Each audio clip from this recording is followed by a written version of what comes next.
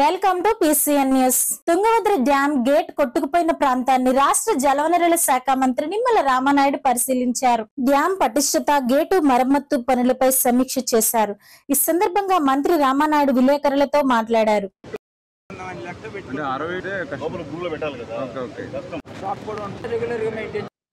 మీ అంచనాలో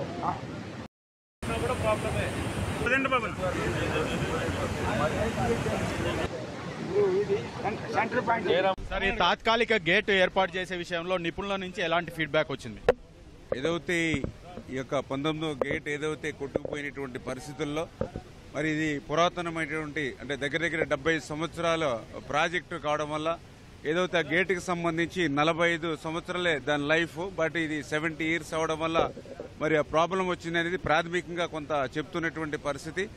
ఏదైతే ఆ గేట్ స్థానంలో కూడా మరి పర్టికులర్గా స్టాప్ లాక్ గేట్ ఏదైతే ఉందో మరి అవి ఈ ప్రాజెక్టుకి లేకపోవడం వల్ల తాత్కాలికంగా మరమ్మతులు చేసుకోవడానికి కానీ తాత్కాలిక నీటి నిలుపుదల చేసుకునే అవకాశం లేనిటువంటి స్థితిలో ఏదైతే చంద్రబాబు నాయుడు గారు కూడా స్పందించి కన్నమ నాయుడు గారు ఎవరైతే ఈ యొక్క గేట్ల అమరికలో నిర్మాణంలో అత్యంత కీలకంగా ఉన్నటువంటి వ్యక్తిని ఆయన హైదరాబాద్లో ఉంటే మరి ఆయన కంటికి చికిత్స చేయించుకున్నా కూడా మరి స్పెషల్ ఫ్లైట్ కూడా అరేంజ్ చేసుకుని ఈయన ఇక్కడ పంపించి అంటే మా పోలవరం ప్రాజెక్ట్ గేట్ల అమరికలో కూడా ఆయనకి బాగా సమర్థత ఉన్నటువంటి వ్యక్తి. ఆయన యొక్క సారథ్యంలో ఇమ్మీడియట్లీ, ఎందుకంటే ఏదైతే ఈ యొక్క గేట్ని మనం పునర్నిర్మాణం చేయడానికి ఆలోచనతో ఉన్నప్పుడు పూర్తి స్థాయిలో నీరు తగ్గిస్తే అంటే ప్రజెంట్ 104 టీఎంసీలు నీరు ఉంది.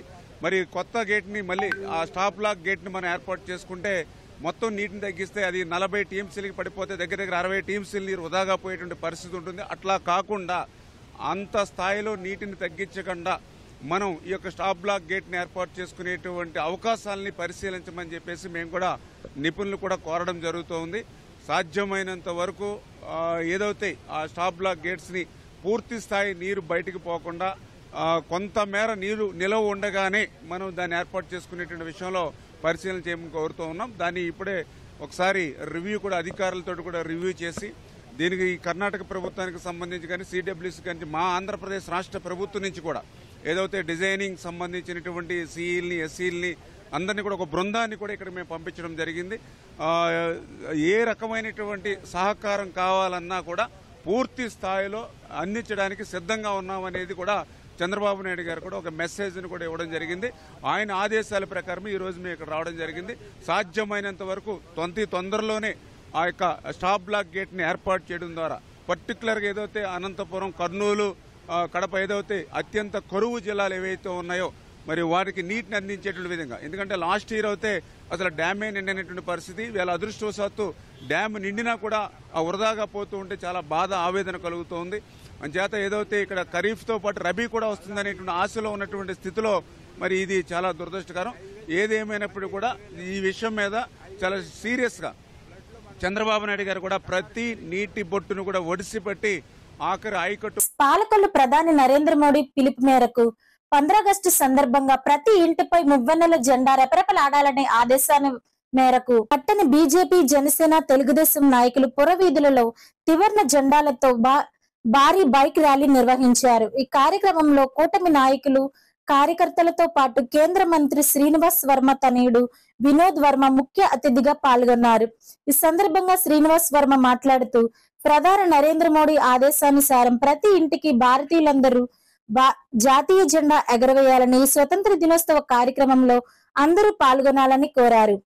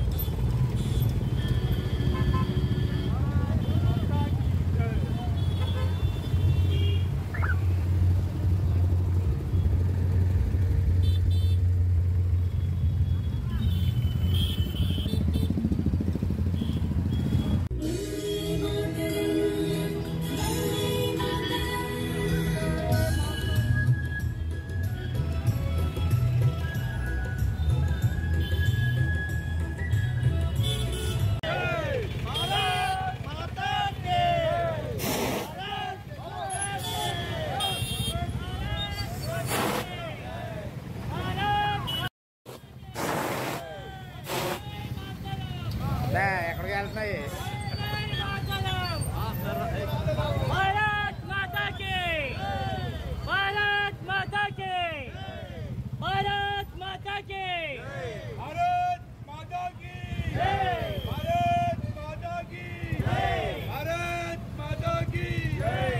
ఈరోజు చేయమన్న తిరంగా అభియాన్ అనే కార్యక్రమంలో భాగంగా భారతీయ జనతా పార్టీ, యువ మోర్చా, అలాగే తెలుగుదేశం, జనసేన మరియు ప్రతి భారతీయుల అభిమానులు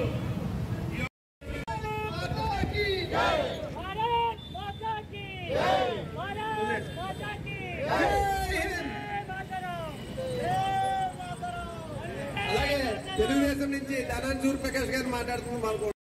పాల్గొంలో హర్ ఘర్ తిరంగా యాత్ర చేపట్టడం చాలా అద్భుతంగా చేశారు.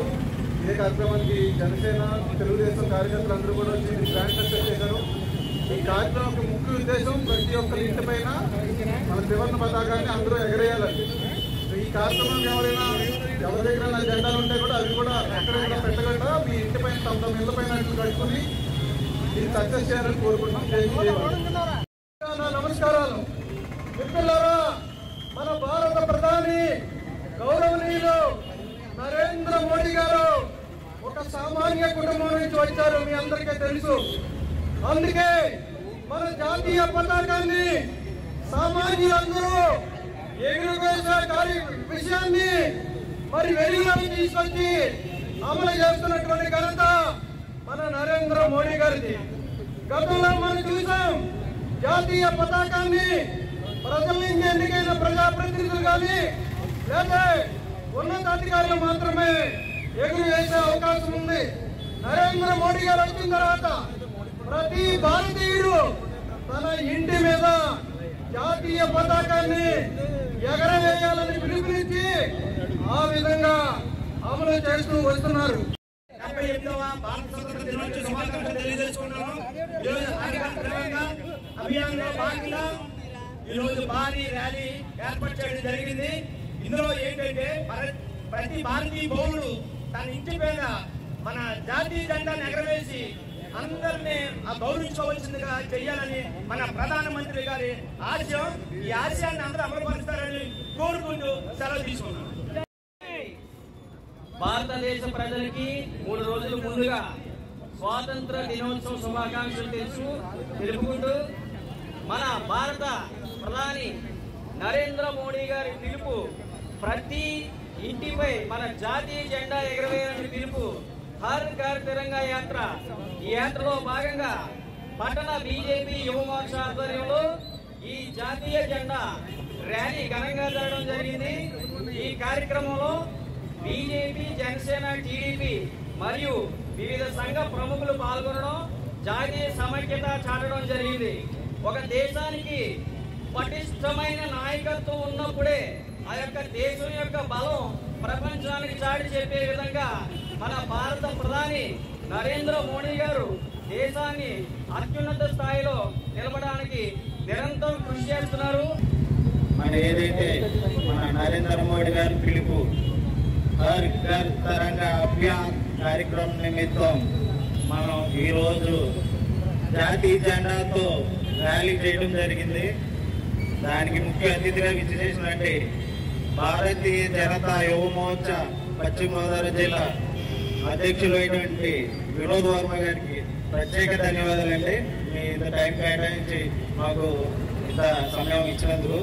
అలాగే నేను ఈ కార్యక్రమం ఉద్దేశం ఏంటంటే మోడీ గారు మనందరి మనసుల్లో మన యొక్క దేశభక్తి భావం నింపడం కోసమే ఈ యొక్క ప్రయత్నం. అలాగే ఎప్పుడు ఒక ఇంటి పైన భారతీయ మన ఫ్లాగ్ ఎగరేయడం అనేది లేదు. అలాంటి అవకాశం ప్రతి ఇంటికి కల్పించిన నరేంద్ర మోడీ గారికి ప్రత్యేక ధన్యవాదాలు.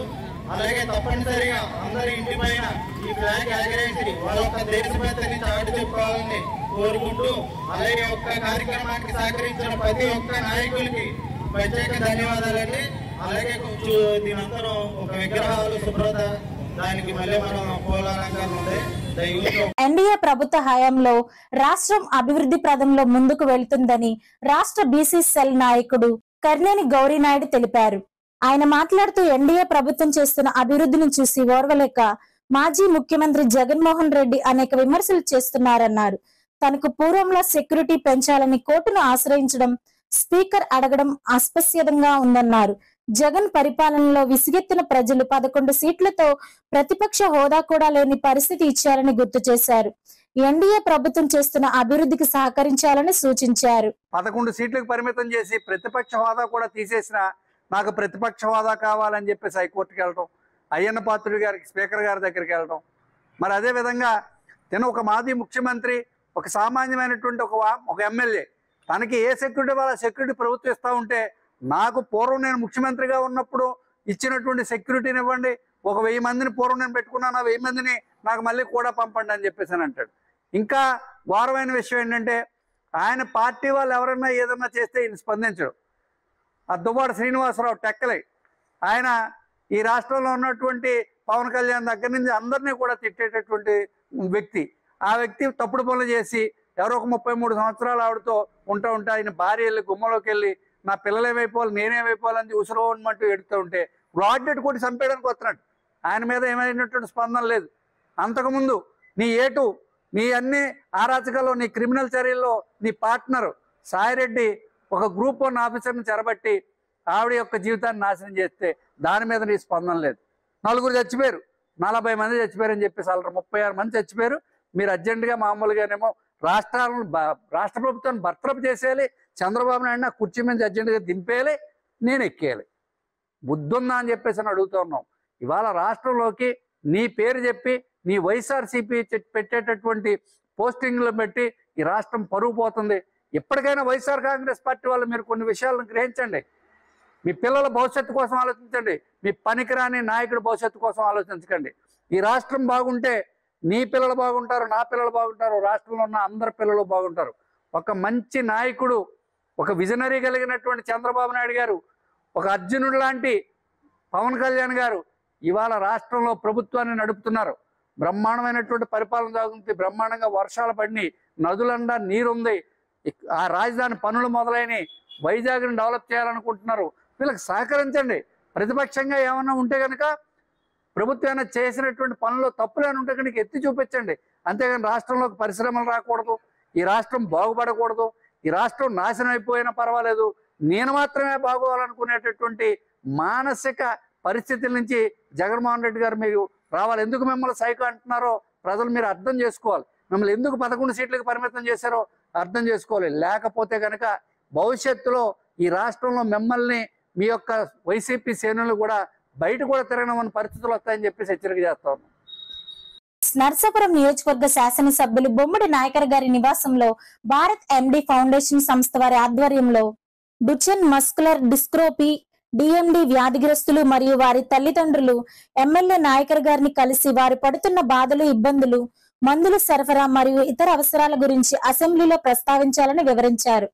అనంతరం నాయకర్ గారు వీటిపై స్పందిస్తూ తప్పకుండా సీఎం చంద్రబాబు నాయుడు గారు డిప్యూటీ సీఎం పవన్ కళ్యాణ్ గారి దృష్టికి తీసుకెళ్లేలాగా అసెంబ్లీలో కూడా ప్రస్తావిస్తామని హామీ ఇవ్వడం జరిగింది.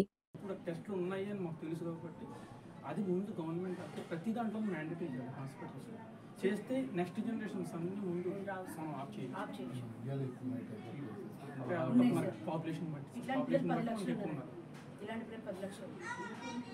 అంటే మళ్ళీ 10 లక్షల్లో 3,500 మంది పిల్లలు ఉంటే మగ పిల్లలు ఉంటే ఒక పిల్లలు ఖచ్చితంగా బయటికి అంటే దీంట్లో మధ్య పిల్లలు చాలా రకాలు ఉన్నాయి. మా పిల్లలకు ఉన్నదాన్ని డిఎండి అంటారు, బిఎండి, రకాలు ఉన్నాయి. అవన్నీ ఒకే అంటే ఇంకొక ఇక్కడ పిల్లలకి 2 ఏళ్ళలో బయటపడే కొద్ది, 10 ఏళ్ళలో బయటపడే కొద్ది, 11 అట్లా చాలా 4 రకాలు ఉన్నాయి. ఆ బయటపడేటట్టు 20 ఏళ్ళ పిల్లలు బయటపడుతున్నారు. ఎల్జిఎండి అంటారు. ఆ ఎల్జిఎండి అంటే మనకు మొత్తం ఎఫెక్ట్ కాదు. ఒక పాత 2 పార్ట్స్ 40 ఇక్కడ ఎఫెక్ట్ అవుతుంది. వాళ్ళు 40 ఏళ్ళు 60 50 ఏళ్ళు ఉంటారు.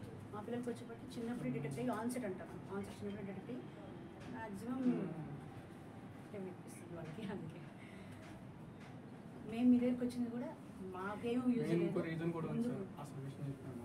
మొన్న పవన్ గారు విజయవాడలో ముందు అక్కడికి వచ్చారంటే ప్రీవియస్ గవర్నమెంట్ ఉన్నప్పుడు పవన్ గారు విజయవాడ వచ్చినప్పుడు ఇలాంటి వాళ్ళు కలిశారు. కానీ ఇంత సివియరిటీ ఐడిఎండి వన్ కలిసి ఆయనే దానికి ఇదైపోయి నేను డెఫినెట్గా మీది 15,000 చేస్తాను వచ్చిన వెంటనే ముందు చేశారు. మాకు అది కాదు కావాల్సింది 15,000 ఓకే ఇప్పుడు అందుకున్నారు కానీ main medical prevention management care దానికి అలాంటి వాళ్ళు డెఫినెట్గా మీనాటి కూడా కొంచెం పుషప్ చేశారంటే ఎందుకంటే ఇక్కడ నార్త్ సైడ్ కూడా మా గ్రూప్ ఉంది. సార్ టిఫా స్కాన్ చేస్తారు సార్. చాలా మంది ఏమంటారు టిఫాలో బయటపడుతుంది. నేను టిఫా స్కాన్ చేయించుకున్నాను, మేడం కూడా చేయించుకున్నాను. టిఫా స్కాన్లో ఈ వేలు లేదా కాలు వంకర అది బయటపడుతుందని ఇట్లా జెనెటిక్గా ఉన్నది బయటపడుతుంది. 2 ఏళ్ళు 3 ఏళ్ళు వీళ్ళు చాలా బాగుంటుంది చాకులండి పిల్లలు. 2 ఏళ్ళు 3 ఏళ్ళు స్కూల్కి వెళ్ళి అంతా చేసి ఇప్పుడు పిల్లలు చెస్ట్ ఛాంపియన్ అని చెప్తున్నాను. ఇంకోటి ఇస్రో ఇంజనీర్ ఉన్నారు, ఐఏఎస్ ఆఫీసర్స్ ఉన్నారు, లాయర్స్ ఉన్నారు. అంటే కృషి చేస్తున్నారు, ఆ లెవెల్లో వెళ్తున్నారు. పిల్లలు అది కూడా నా దగ్గర ఇష్టం. మేము ఏంటంటే అందరం ఒక పేరెంట్స్ అసోసియేషన్ ఫామ్ అయ్యి అంత గవర్నమెంటే కాదు అంత ఎవరు కాదు చేయాలి, మనం కూడా మనం చేసుకోవాలి కొంచెం అని చెప్పి బయట నుంచి ఎవరైతే సబ్జెక్ట్ తెలుసో ఆ డాక్టర్స్ వచ్చి మాట్లాడాలి. ఆ డాక్టర్స్ వచ్చి ఏ వయసులో చేయాలి, 10 ఏళ్ళకి బైపాప్ పెట్టాలి, 12కి వీల్ చైర్ మంచిగా తీసుకోవాలి, స్టాండింగ్ వీల్ చైర్ ఏవి ఉపయోగాలు ఉంటాయి మనకి ఇంటికి మేమే కొంచెం అవేర్నెస్ సఫరర్స్ కాబట్టి మాకు ఉంటుంది సార్ ఐడియా వచ్చింది.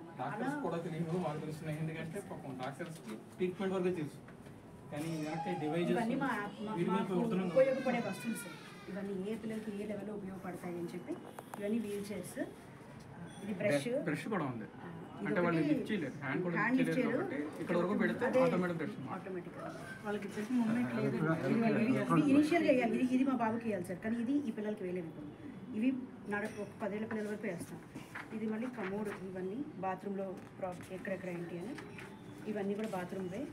ఇది లిఫ్టర్స్, ఇప్పుడు బెడ్ పై నుంచి దానికి కుర్చీలోకి ఇది పట్టుకునే బెల్ట్. ఇది కూడా ఇప్పుడు ఇలాంటి చైర్ నాకు దగ్గర ఉందండి. ఎందుకంటే బెడ్ నుంచి ఇప్పుడు కమోడ్కి వెళ్ళాలంటే ఈ చైర్ మళ్ళీ ఎత్తి నేను అస్మార్ట్గా చేసి 10 years నాకు మొత్తం బ్యాక్ అందుకని లిఫ్ట్ చేస్తాను. ఇప్పుడు అలాంటి చైర్ వచ్చింది అదృష్టం కదా, చైన్ తెప్పిస్తే చైర్లో విడిపోతుంది అనమాట.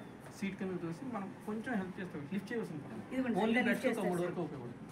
ఇలా బెడ్ ఇలా పడుకోబెట్టి అటు ఇటు పట్టుకొని లిఫ్ట్ చేస్తాం అన్నమాట. పెద్ద ఇది ఒకటి BiPAP machine, air wave inside outside. ఇవి పెట్టుకుని కొంతమంది పిల్లలు 25, 30 మ్యాక్సిమం మన కంట్రీలో 33 ఫైనల్. ఇవన్నీ ఆక్సిమీటర్స్, నాకు తెలిసింది మెషిన్. ఇంకోటి నెబులైజర్ మెషిన్ అంటే చిన్నపిల్లలు పెట్టేది. ఇవి ర్యాంపులు, ర్యాంప్స్ ఇట్లా ఇవి కూడా చేసుకోవచ్చు తల్లిదండ్రులకు అవగాహన. ఇవన్నీ అవగాహన చెప్పడానికి పెట్టుకున్నాం అన్నమాట. ఇవన్నీ ఇది మళ్ళీ మనకి బట్టలు వేయలేవు, ఇక్కడ కదపలు ఉండవు కాబట్టి వెలుకలో పెట్టి బట్టలు ఇట్లా కుట్టించుకోవచ్చు. ఇది కూడా ఒక ఇండస్ట్రీ. ఇది కూడా మేము చెప్తున్నాం, అదేంటి మేక్ ఇన్ ఇండియా లేదంటే న్యూ వచ్చాయి కదా చిన్నవి ఉంటారు సార్, వాటిని స్టార్టప్స్. ఆ స్టార్టప్స్ కూడా చెప్తాం మీకు ఎక్కువ ఇన్వెస్ట్మెంట్ లేదమ్మా, ఇట్లాంటివి మాకు చాలా ఉపయోగపడుతుంది. దగ్గర కొన్ని లక్షల మంది పిల్లలకి ఇట్లాంటివి కావాలి. ఇవి వెలుకలో పెట్టి అంటించేస్తాం, అంతే పడుకుంటారు, అట్లా చెప్తాం, ఇటు పెడతాం. మళ్ళీ పట్టణ ప్రాంతాలలో కూడా అత్యధిక వైద్య సదుపాయాన్ని కల్పించాలనే ఉద్దేశంతో పాలకొల్లులో నెలకొల్పిన town hospital multi speciality hospital ను జలవనరుల శాఖ మంత్రి నిమ్మల రామానాయుడు ప్రారంభించారు. అత్యాధునిక వైద్య సదుపాయంతో మల్టీ స్పెషాలిటీ హాస్పిటల్ రావడం పట్టణ ప్రజలందరికీ ఎంతో ఉపయోగకరమన్నారు. ఈ కార్యక్రమంలోని పట్టణంలోని ప్రముఖులు, రాజకీయ నాయకులు పాల్గొన్నారు.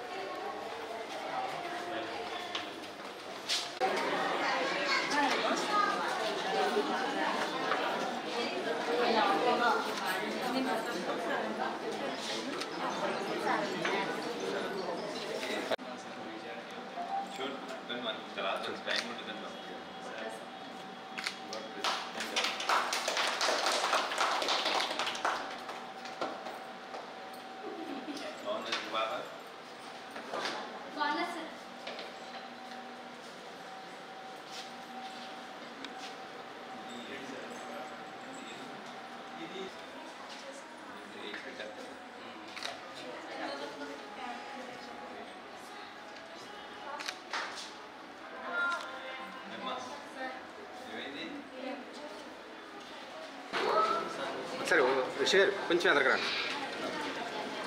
విజయ్ గారు మీరు కూడా ఫ్రెండ్స్ నాకు కొంచెం ఓకే సార్ ఓకే సార్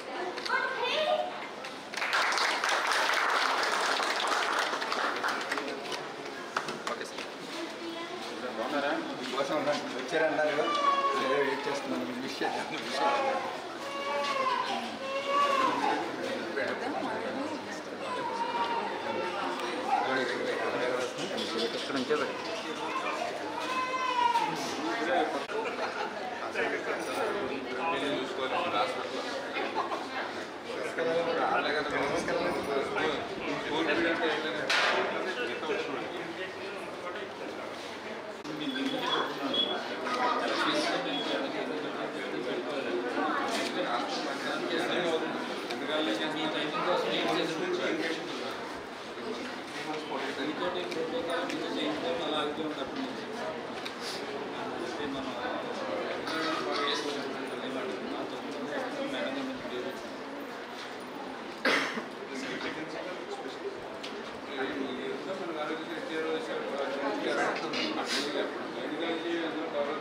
మీరు కూడా నుంచోండి సార్, దగ్గర నుంచోండి సార్.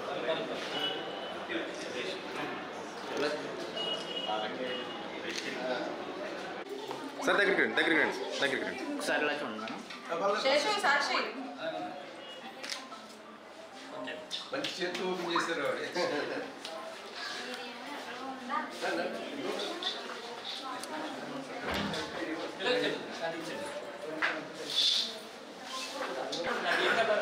సార్ ఒకసారి సార్ సార్ ఒకసారి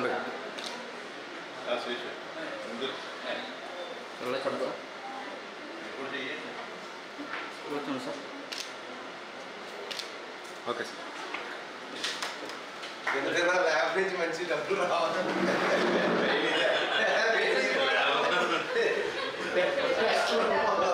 డాక్టర్ మంచి మంచి టెస్టులు రాయాలి. ఇక్కడి నుంచే ప్రారంభం అవుతుంది. హాస్పిటల్కి రెవెన్యూ అవుతుంది ఇక్కడి నుంచే.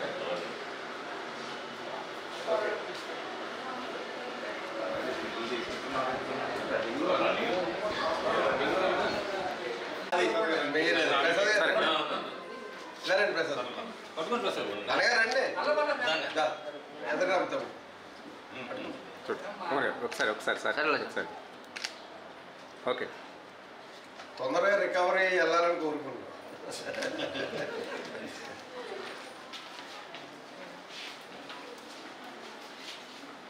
అవునండి, చాలా మంది ఫుడ్ స్పెషలిస్ట్గా ఉన్నారు.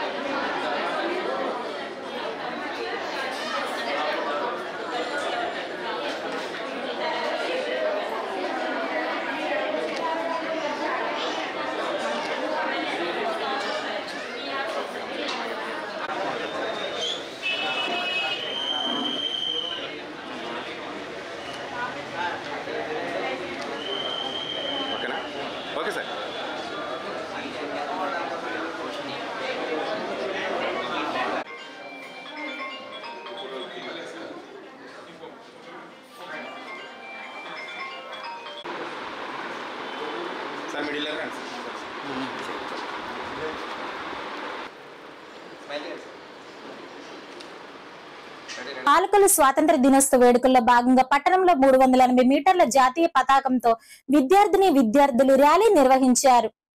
భారత్ మాతాకి జై, భారత్ మాతాకి జై అంటూ నినాదాలు చేశారు. ప్రధానమంత్రి నరేంద్ర మోడీ పిలుపు మేరకు బీజేపీ ఆధ్వర్యంలో నిర్వహించిన హర్ ఘర్ తిరంగా ర్యాలీలో విద్యార్థులు బీజేపీ, తెలుగుదేశం, జనసేన నాయకులు పాల్గొన్నారు. ప్రతి భారతీయుడు దేశభక్తిని చాటేందుకు ప్రతి ఇంటిపైన, వ్యాపార సముదాయాలపైన త్రివర్ణ పతాకాన్ని ఎగరవేయాలని ప్రధాని నరేంద్ర మోడీ ఇచ్చిన పిలుపును యావత్ భారతీయులు అనుసరించాలని బీజేపీ నాయకులు పిలుపునిచ్చారు.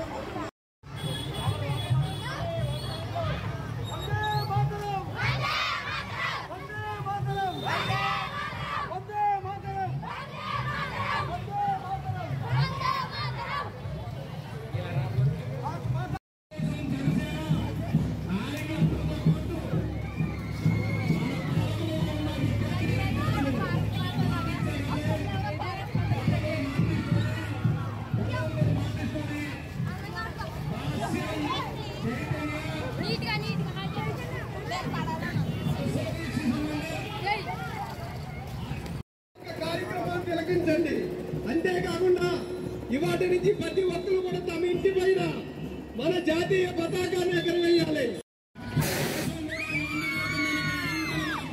ప్రధానమంత్రి ప్రజలందరిలో కూడా జాతీయ భావాన్ని, దేశభక్తిని చాటాలనే లక్ష్యం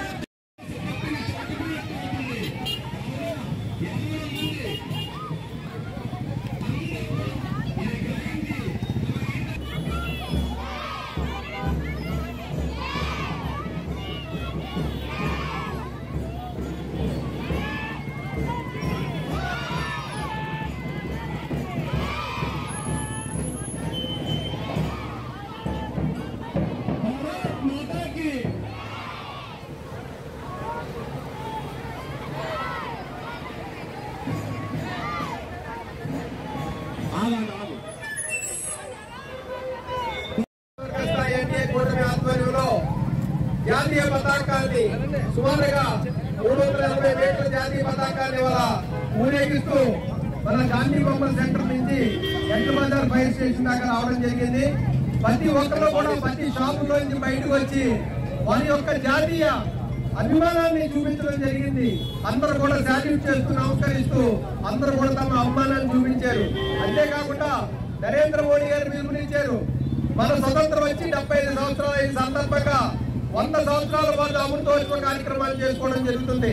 ప్రతి ఒక్క పిల్లలు పెద్దలు అందరికీ కూడా జాతీయ భావాలు పెంపొందించాలనే ఉద్దేశంతో ఈ రోజు అరగర్ తిరంగా కార్యక్రమాలు పాల్గొనడం జరిగింది.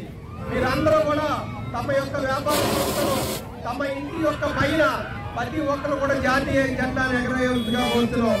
భారతీయ జనతా పార్టీ, తెలుగుదేశం, జనసేన మరి ఎన్డీఏ మిత్రపక్ష కూటమి ఆధ్వర్యంలో స్కూల్ పిల్లల విద్యార్థులతో భారీ జాతీయ జెండాని మన జాతీయ నాయకుల విగ్రహాల నుంచి ఎడ్ల బజార్లో ఉన్నటువంటి జాతీయ నాయకుల విగ్రహాల దాకా ఒక పండగ వాతావరణంలో ఈ యొక్క కార్యక్రమం నిర్వహించడం, దీనికి మరి బీజేపీ నాయకులు నాయకత్వం వహించి ముందుండి నడిపించడం, ఈ యొక్క పాలకొల్లు నియోజకవర్గంలో ఉన్నటువంటి వివిధ విద్యా సంస్థలు తమ యొక్క విద్యార్థులతో ఎంతో ఆనందంగా ఈ కార్యక్రమాల్లో పాల్గొనడం వారందరికీ కూడా ప్రత్యేక అభినందనలు తెలియపరుచుకుంటాం. ఎన్నో సంవత్సరాల పాటు దాస్యాన్ని అనుభవించి మరి బ్రిటిష్ వారి పరిపాలనలో నలిగిపోయినటువంటి భారతదేశాన్ని ఎంతో మంది స్వాతంత్ర వీరులు తమ ప్రాణాలను త్యాగం చేసి ఈ రోజు మనం అనుభవిస్తున్నటువంటి స్వాతంత్రాన్ని మనకి ఇచ్చారు. నరేంద్ర మోడీ గారి పిలుపు మేరకు హర్ఘర్ తిరంగా యాత్రలో భాగంగా ఈ రోజు విద్యార్థులతో కలిసి ర్యాలీలో పాల్గొన్నందుకు మాకు చాలా సంతోషంగా ఉంది. అలాగే ప్రధాని నరేంద్ర మోడీ గారి పిలుపు మేరకు రేపటి నుంచి 3 రోజులు ప్రతి ఇంటి పైన సాగు పైన భారత జాతీయ పతాకాన్ని ఎగరేయాల్సిందిగా కోరుకుంటున్నాం. నర్సాపురం ప్రభుత్వ ఆసుపత్రి, Andhra Pradesh state AIDS community society మరియు నర్సాపురం ప్రభుత్వ ఆసుపత్రి ఐసిటిసి ఆధ్వర్యంలో నర్సాపురం సూర్య కాలేజ్ విద్యార్థులకు ఆరోగ్య స్థితి, హెచ్ఐవి, ఎయిడ్స్, సుఖవ్యాధులు, డ్రగ్స్ పై అవగాహన కార్యక్రమంలో యువత మరియు ప్రతి ఒక్కరు మీ ఆరోగ్య స్థితి తెలుసుకోవాలని, హెచ్ఐవి స్థితిని, సుఖవ్యాధుల స్థితిని పరీక్షల ద్వారా తెలుసుకోవడం మంచిదని మరియు విద్యార్థులు తీసుకోవాల్సిన ఆరోగ్య జాగ్రత్తలు మరియు హెచ్ఐవి, ఎయిడ్స్, సుఖవ్యాధులు, డ్రగ్స్ కి దూరంగా ఎలా ఉండాలి వంటి వాటి మీద నర్సాపురం ప్రభుత్వ ఏరియా ఆసుపత్రి ఐసిటిసి హెల్త్ కౌన్సిలర్ జేసుప్రసాద్ గారు అవగాహన కల్పించడం జరిగిందని తెలియజేశారు. ఈ కార్యక్రమంలో నర్సాపురం ప్రభుత్వ ఏరియా ఆసుపత్రి ఐసిటిసి హెల్త్ కౌన్సిలర్ జేసుప్రసాద్ గారు, సూర్య కాలేజ్ కరెస్పాండెంట్ బ్రహ్మాజీ, అధ్యాపకులు, విద్యార్థులు పాల్గొనడం జరిగింది. పేదవాడి ఆకలి తీర్చాలన్న ఉద్దేశంతో పాలకొల్లు అన్నా క్యాంటీన్ వద్ద 1331వ రోజు వి నిహారిక పుట్టినరోజు సందర్భంగా వారి శ్రేయోభిలాషి స్వగ్రామం హైదరాబాద్ వారి కుటుంబ సభ్యులు అన్నదాన కార్యక్రమం ఏర్పాటు చేయడం అభినందనీయమని ధర్మారావు ఫౌండేషన్ సభ్యులు దాతలను అభినందించారు. ప్రభుత్వ ఆసుపత్రి వద్ద మొబైల్ అన్నా క్యాంటీన్ ద్వారా భోజనాన్ని ఏర్పాటు చేశారు. ఈ కార్యక్రమంలో గండేటి వెంకటేశ్వరరావు, కేశవ, పిసిని రాము, కార్యకర్తలు, నాయకులు పాల్గొన్నారు. మన గౌరవనీయులు మన మంత్రి గారు నిమ్మల రామానాయుడు గారి గురించి ఆయన ఈ క్యాంటీన్ ప్రారంభించారు. మరి ఈ క్యాంటీన్ని ఎన్ని ఇబ్బందులు పెట్టి వైఎస్ఆర్ ప్రభుత్వం ఎన్ని ఇబ్బందులు పెట్టినా సరే ఆయన ధైర్యంతో ఎదుర్కొని ఈ 1331 రోజు నుంచి కూడా ఆయన పేదవారి కడుపు నింపగలిగాడు అంటే పేదల మనిషిగా, పేదల పక్షపాతిగా ఆయనకున్న కరేజ్ మనకి అర్థమవుతుంది. ఈరోజు ఈ కార్యక్రమాలన్నింటికి మన దాతల సహకారంతో మేము ముందుకెళ్తున్నాం. ఈరోజు మా దాత ఎవరంటే శ్రీ వి నిహారిక. వీరి పుట్టినరోజు సందర్భంగా ఐటమ్స్ అన్ని ఏర్పాటు చేయడం జరిగింది. వీరి స్వస్థలం యాక్చువల్గా హైదరాబాదులో వారు చరవాణీలన్నీ చూసి పేదవాడు ఆకలి తెచ్చుకుంటే ఆనందం కూడా దేంతో నిలిచి మీ ఎంత సంపాదించినా సరే అని చెప్పి వారి ఐటమ్స్ అన్ని పంపించడం జరిగింది. మరి నిహారిక గారి కుటుంబ సభ్యులందరూ కూడా ఆ క్షీరారామలింగేశ్వర స్వామి ఆశీస్సులతో వారి శ్రేయోభిలాషులు అందరూ కూడా ఆరోగ్య ఐశ్వర్యంతో వర్ధిల్లాలని కోరుకుంటూ ఈ కార్యక్రమం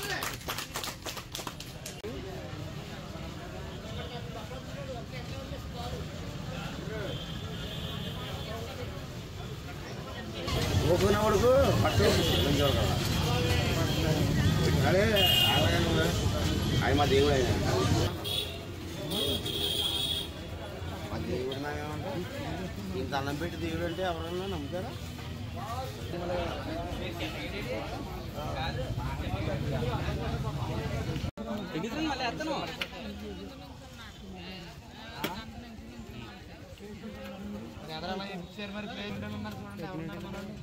సాంబార్ ఆఫీస్ మళ్ళీ రమ్మని చెప్పనా?